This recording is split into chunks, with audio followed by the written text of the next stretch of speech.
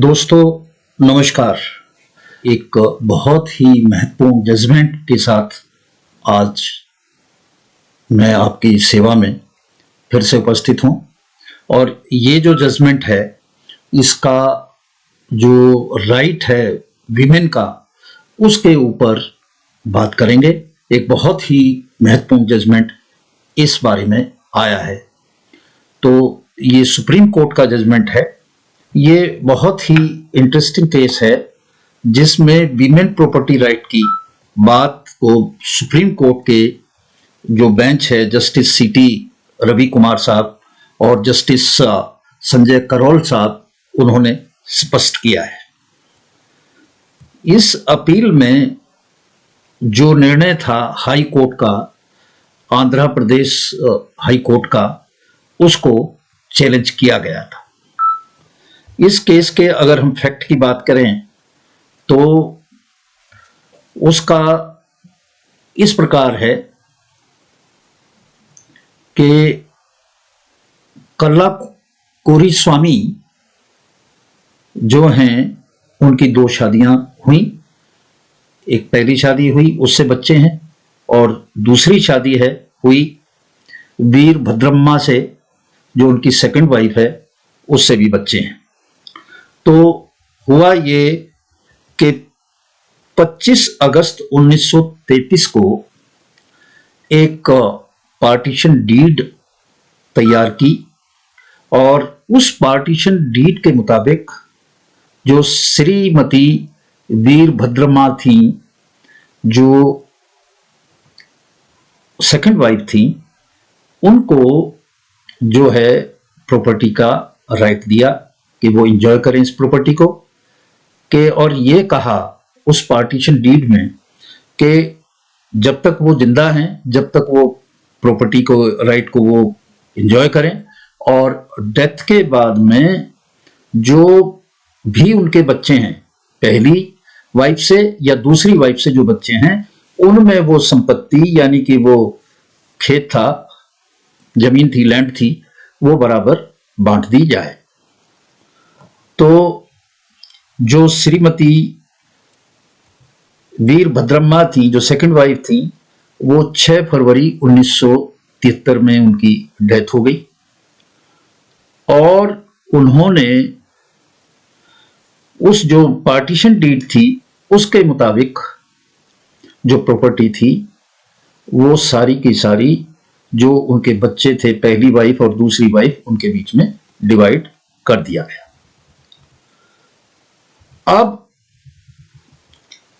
जो second wife के बच्चे थे उन्होंने कहा, साहब हमारी जो मां थी उसने 30 दिसंबर 1968 यानी कि मरने से पहले ये सारी प्रॉपर्टी हमारे नाम कर दी। तो इसमें जो पहली पत्नी है, उसके बच्चे हैं, उनका कोई राइट नहीं है, क्योंकि पार्टीशन जो डीड थी जिसमें हमारी माता को ये अधिकार दिए थे वो एब्सोल्यूट राइट था, और उन्हें जो वसीयत करके वो जो राइट है, वो जो जमीन है हमें दे दी, उसमें उनकी जमीन में उनका पहले वालों का कोई भी किसी भी प्रकार का कोई अधिकार नहीं है। अब इस मामले में जो हाई कोर्ट थे, हाई कोर्ट आंध्रा का, उन्होंने कहा नहीं, ये सबका राइट है, और उन्होंने उसको दे दिया। तो इसमें जो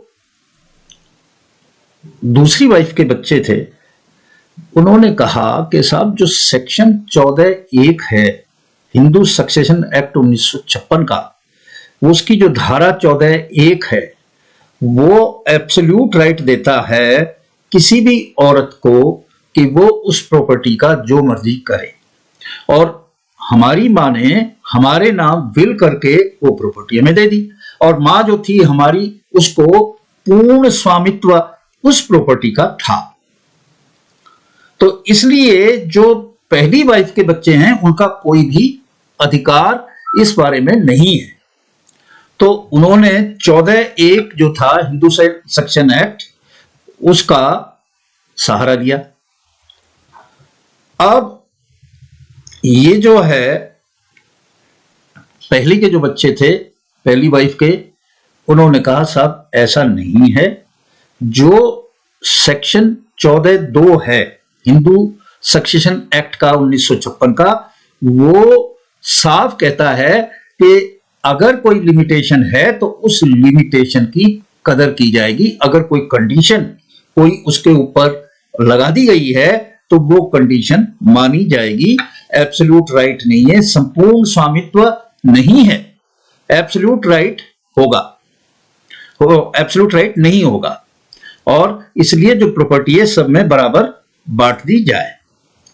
तो अब इसके ऊपर कायदे में जो सुप्रीम कोर्ट ने निर्णय करना था, उसने ये निर्णय था उसके सामने जो डिसाइड करने का कि भाई जो 14(1) है उसमें वीमेन का पूर्ण जो राइट है वो माना जाए या 14(2) को माना जाए।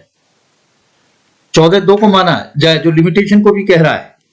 तो इसके ऊपर बहुत ही महत्वपूर्ण निर्णय किया गया। तो ये कायदे में जो लड़ाई थी वो 2 सेक्शंस के बीच की थी जिसे डिसाइड करना है।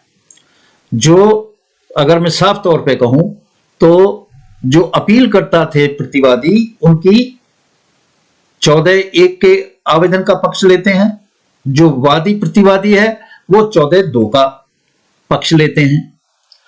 तो इसके ऊपर सुप्रीम कोर्ट की जो पीठ है उसने निर्णय किया। उन्होंने कहा कि साहब अगर कंडीशन दी गई है तो ये जो कंडीशन उन्होंने दी और उन्होंने पार्टीशन डीड में वो सारी जमीन अपनी दूसरी वाइफ के नाम कर दी, तो ये लाइफ इंटरेस्ट था कि जब तक वो जिंदा है भाई उसको वो एंजॉय करे। उसका एब्सोल्यूट राइट नहीं था कि इसके बाद मरने से पहले वो वसीयत करके और अपने बच्चों को दे जाए और अपने पति के जो पहले बच्चे हैं उनको ना दे। ये एब्सोल्यूट राइट नहीं है। उसको तो जीवन काल तक ही ये था कि उसको एंजॉय करे, बेचने का नहीं है या और कुछ करने का नहीं है, उसके ऊपर लिमिट है। उसमें वो कंडीशन उन्होंने पार्टीशन डीड में की थी और उसको सही है।